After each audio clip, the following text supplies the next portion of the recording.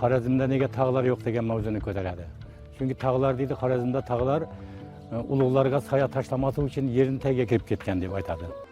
To'g'ri, qadim Xorazmda tog'lar yo'q, lekin ularning o'rnini bosadigan va yer yuzining eng uzoq o'lkalarida e'tirof etiladigan xorazmlik daholar borki, ularning yuksak olimlik maqomlari, ilm fandagi xizmatlari har qanday tog' cho'qqilarining havasini keltiradi.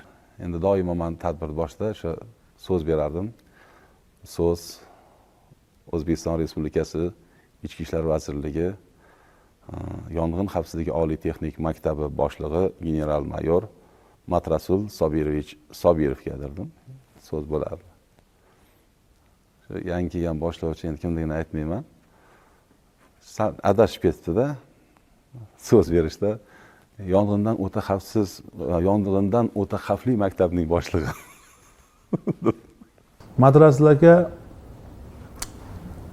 aka, men shunday bir yana qoyil qolgan joyim, butun dunyodan odamlar kelib Matrasul akani ko'rib ketyapti Germaniyada. Bittasi kelyapti, Moskvaga olib ketaman deydi, bunisi keladi, bu yoqqa olib ketaman deydi. O'shanday bir bahosi yo'q inson edi odam. 100 yilda bir tug'ilgaydir bunday buyuk insonlar, buyuklikning dunyosidan usiz ko'r pardoz ketdi.